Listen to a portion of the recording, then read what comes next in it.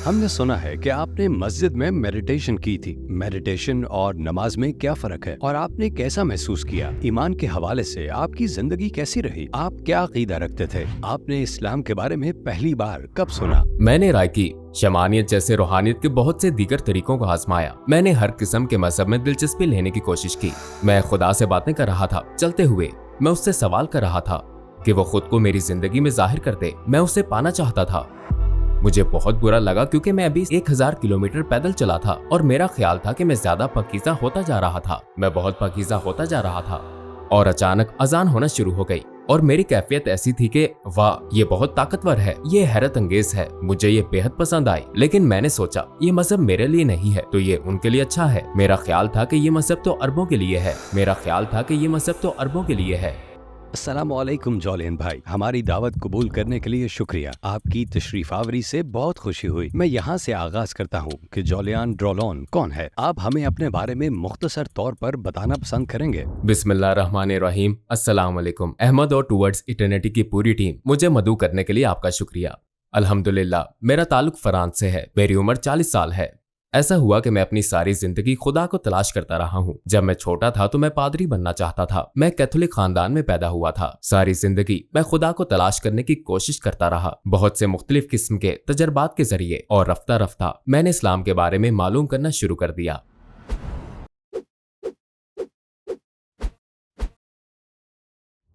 ईमान के हवाले से आपकी जिंदगी कैसी रही? आप क्या अकीदा रखते थे?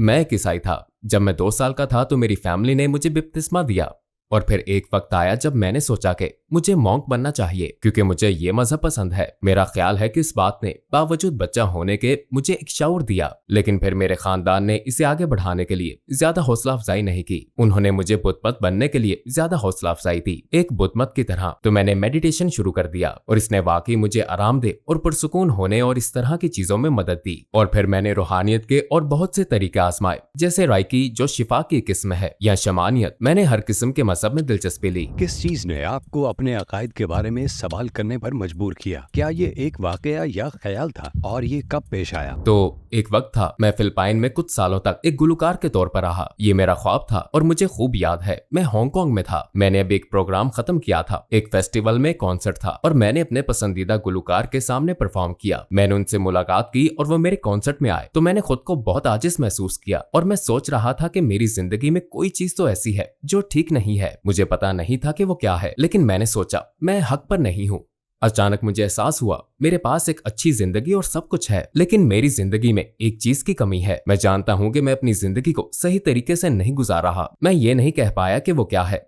तो ये एक मुहर्रक था और मैंने पैदल चलने का फैसला किया, स्पेन की सरहद से मगरबी साहिल की तरफ 1000 किलोमीटर। ये 1000 किलोमीटर का सफर था। इसमें मुझे 30 दिन लगे। ये एक बहुत अच्छा तजर्बा था, इसलिए कि मैंने खुदा के बारे में सोचना शुरू कर दिया। मैंने रास्ते में बहुत से ईसाइयों से मुलाकात की तो मेरा ख्याल है कि एक बड़ा वाकया था, इसलिए कि मैं चलते हुए खुदा से बातें कर रहा था। मैं उससे सवाल कर रहा था कि वो खुद को मेरी जिंदगी में जाहिर कर दे। मैं उसे पाना चाहता था और मुझे लगता है कि चलना इस अमल का हिस्सा था। सफर के खत्म होने पर आपने क्या महसूस किया? क्या आपने वाकई खुदा को तलाश कर लिया? बदकिस्मती से 1000 किलोमीटर चलने के बाद मुझे बहुत अच्छी तरह याद है, बिलाखिर आप ज्यादा खालिस और पाकीज़ा होने की तवक्को रखते हैं, ठीक है ना? चनाचे मैं सैंटियागो डी कंपोस्टेला में पहुंचा। मैंने तकरीब में शिरकत की। वहां एक ब्राजीली शख्स था जो मेरे रास्ते में साइकिल ले आया और मुझे कुछ खौफजदा कर दिया और मैंने उसे ब्राजीली जबान में कुछ बुरा कह दिया। जवाब में उसने भी मुझे बुरा भला कहा। फिर मुझे बहुत बुरा लगा क्योंकि मैंने 1000 किलोमीटर का फासला तय कर लिया और मेरा ख्याल था कि मैं ज्यादा पाकीज़ा हो रहा हूँ। इस वाक़े के बाद मैंने महसूस किया कि सिर्फ चलना काफी नहीं है, आपको किसी ऐसी चीज के साथ चलना जरूरी है जो आपकी रहनुमाई करे कि आप दूसरों के एहसासात को ठेस न पहुंचाएं। आपने पहली बार इस्लाम के बारे में कब सुना? बिल्कुल पहली बार मेरा ख्याल है कि मैंने 9/11 के वक्त इस्लाम के बारे में सुना था। उस वक्त मैंने इस्लाम को तवज्जो देना शुरू की। तो पहला शख्स जिसने मुझे इस्लाम के बारे में बताया बहुत वाज़ेह तौर पर, और वो पहला शख्स मुझे याद है, वो एक टैक्सी ड्राइवर था। जब मैं अबू ज़ाबी में था, मैं फिलिपाइन के लिए एक प्रवास का इंतजार कर रहा था। मुझे 6 घंटे गुजारने थे। मैंने सोचा कि मुझे एयरपोर्ट एयरपोर्ट पर नहीं ठहरना चाहिए, बल्कि मुझे इलाके का नजारा करना चाहिए। मैं अबू ज़ाहबी के बारे में नहीं जानता था, लिहाजा मैंने टैक्सी ड्राइवर से पूछा, मैं यहाँ क्या देख सकता हूँ? और उसने कहा कि यहाँ एक बड़ी सफेद मस्जिद है, बहुत बड़ी मस्जिद। मैंने कहा चलो चलते हैं, और उस मस्जिद की तरफ जाते हुए उसने रेडियो चला दिया और वहाँ जो गाना चल रहा था वो मुझे बहुत पसंद आया और वो मौसीकी वाकई मेरे कानों को बहुत अच्छी लगी। मैंने कहा ये कौन सी मौसीकी है? ये मेरे दिल से बात कर रही है। मैंने उससे ये कहा और उसने गाड़ी रोक दी और कहने लगा, भाई ये मौसीकी नहीं है, ये कुरान है। और उसने मुझे इस्लाम के बारे में तबलीग करना शुरू कर दी। उसने कहा, मुझे पूरी उम्मीद है कि आप मुसलमान हो जाएंगे, आप भी और आपका खानदान भी, और अपने आप को जहन्नुम की आग से बचा लेंगे। मैंने उससे कहा, एक मिनट रुको, कोई जहन्नुम में नहीं जाएगा, ये क्या है? और ये सफर का आगाज था जब मेरी जिंदगी में पहली बार एक मुसलमान ने मुझे बहुत अच्छे तरीके से मुतासिर किया।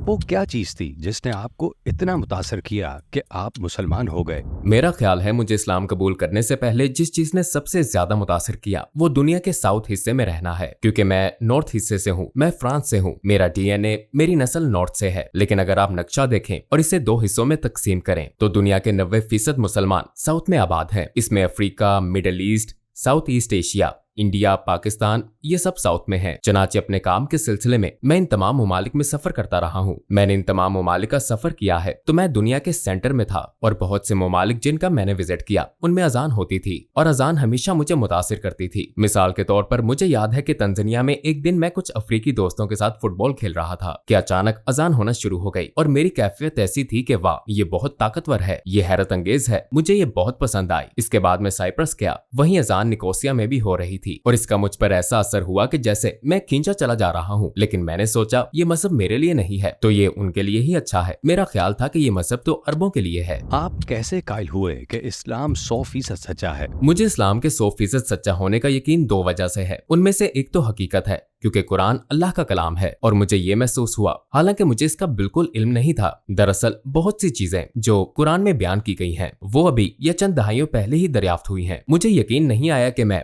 असल में कुरान ने मुझ पर अपने आप को साबित किया कि ये सिर्फ अल्लाह का ही कलाम हो सकता है, ये सिर्फ खुदा की तरफ से ही आ सकता है, ना कि हजरत मोहम्मद सल्लल्लाहु अलैहि वसल्लम की तरफ से। लेकिन दूसरी वजह तजर्बा है। मैंने बहुत सी हैरत अंगेज चीजों का तजर्बा किया है, उनमें से एक मैं आपके साथ शेयर करता हूँ। तो मैं खुदा की तलाश में था और खुदा से दुआ कर रहा था, और मैं उस वक्त तक बतौर एक ईसाई दुआ कर रहा था। यूट्यूब पर कुछ अल्फाज थे कुरान करीम की एक आयत के जिसमें बारिश के बारे में बयान किया गया है, और जबकि मैं अभी इस आयत को पढ़ ही रहा था कि मेरी खिड़की के सामने बारिश बरसना शुरू हो गई। 10 सेकंड के लिए वाकई बिल्कुल इसी तरह, सिर्फ मेरी खिड़की के सामने, बाकी हर तरफ नहीं थी। मैं 30वीं मंजिल पर रहता था। जब मैंने इस आयत का ये असर देखा तो मैं समझ गया कि अल्लाह ताला ने मुझे मेरे सवाल का जवाब दे दिया है, और मैं रोने लगा। मेरी हालत ये थी कि मैं खुद को बहुत खुशकिस्मत महसूस कर रहा था कि अल्लाह सुब्हानो ताला ने मुझे ये दिखाने का फैसला किया, ये लो आप जॉब चाहते हो, आप बारिश चाहते हो, ये लो आप धूप चाहते हो, ये लो। तो आपने इस बारिश वाले वाक़े के फौरी बाद कलमा शहादत पढ़ लिया। मैं कहूंगा कि मेरी हतमी तब्दीली का वक्त वो अमेरिकी आलिम यूसुफ एस्टेस की तकरीर थी,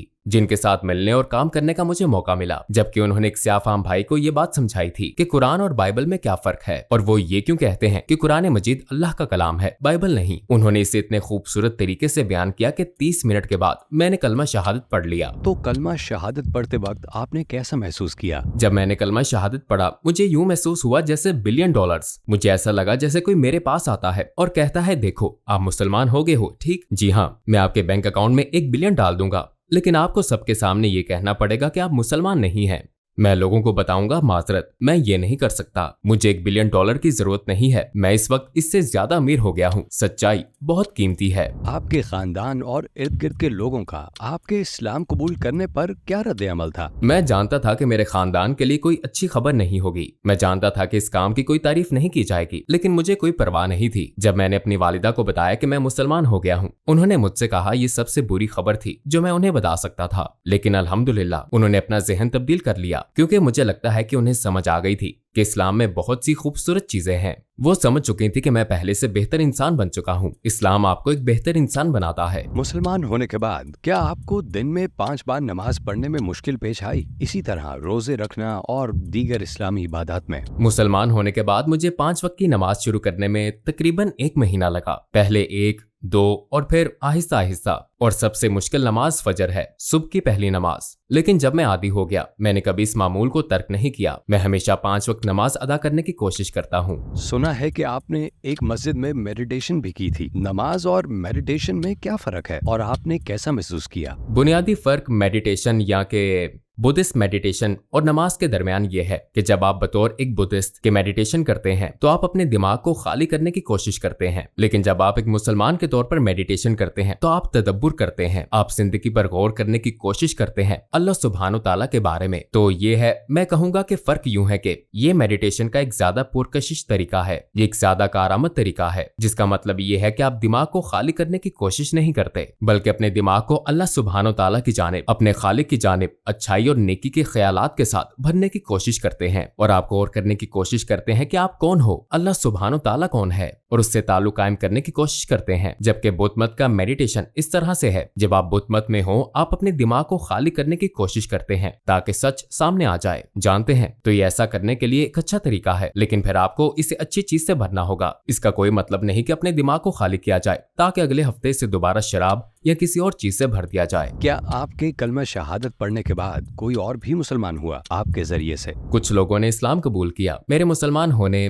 कलमा शहादत पढ़ने के बाद सबसे अच्छा वाकया मेरे जापानी दोस्त कोकी का है। वो एक भाई है जिससे मेरी मुलाकात ऑस्ट्रेलिया में तब हुई जब मैं 18 साल का था। हमने मिलकर एक स्कीम कारोबार शुरू किया। हमारा कुछ पैसों का नुकसान हुआ। मैंने उससे कहा, आपके पैसे का नुकसान हुआ, ठीक है, लेकिन अगर आप इस्लाम कबूल नहीं करते तो ये बहुत बड़ा नुकसान होगा। और वो मेरी बात सुनने लगा। फिर वो मलेशिया आया, उसने कलमा शहादत पढ़ा और हम रवाना हो गए। उसकी फिलिपाइनी बीवी जो उस वक्त गैर मुस्लिम थी, हम उसके पास गए, उसने भी कलमा पढ़ा और उन्होंने मेरे घर पर निकाह किया। आपका क्या ख्याल है, अगर आप इतना ज्यादा सफर ना करते तो क्या आप इस्लाम को तलाश कर पाते? मेरा ख्याल है कि जिस तरह की जिंदगी मैंने गुजारी इसमें यह बहुत आसान था। मैंने 50 ममालिक का सफर किया, मैं 4 ज़बानें बोल सकता हूँ, लिहाजा मेरे सफर का इसमें बड़ा किरदार है। चनाचे जब मैं मुस्लिम ममालिक में गया, मैंने महसूस किया कि ये बहुत अच्छे लोग हैं, इनके पास दुनिया को देने के लिए बहुत कुछ है, और मुझे एहसास हुआ कि इस्लाम का विरसा बहुत अजीम है और मैंने इस विरसे का हिस्सा बनना चाहा। और इस विरसे के मुताल्लिक बात करते हुए इस वक्त आप किस किस्म के प्रोजेक्ट्स पर काम कर रहे हैं? तो इस वक्त हमारी तवज्जो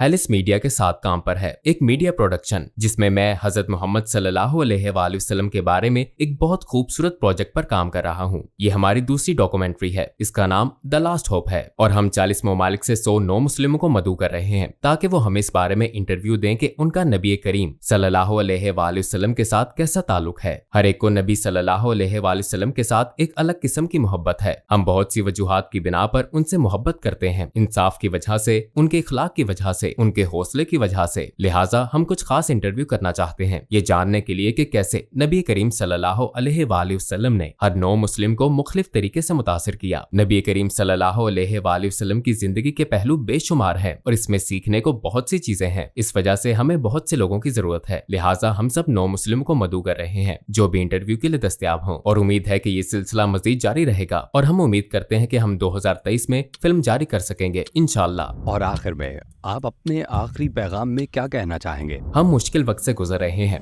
हर तरफ जंगों और नई बीमारियों की खबरें हैं, तरह तरह की अफवाहें हैं, और मैं लोगों को सिर्फ ये कहना चाहता हूँ कि उम्मीद मत छोड़ें। इसीलिए हमने अपनी नई डॉक्यूमेंट्री का नाम द लास्ट होप रखा है। द लास्ट होप, आखिरी उम्मीद, हजरत मोहम्मद सल्लल्लाहु अलैहि वसल्लम हैं। डरे मत, हम सब नबी अकरम सल्लल्लाहु अलैहि वसल्लम के उम्मती हैं, हम सब उनकी उम्मत से हैं, सब कुछ ठीक हो जाएगा। अगरचे हम मुश्किलात में घिरते जा रहे हैं, हमें हमेशा पुरुमीद रहना चाहिए, हमें हमेशा पॉजिटिव सोचना चाहिए, क्योंकि हमारे पास सारे जहान का सबसे अफजल नबी है, वो सबसे बेहतर हैं, वो अल्लाह ताला को सबसे ज्यादा महबूब हैं।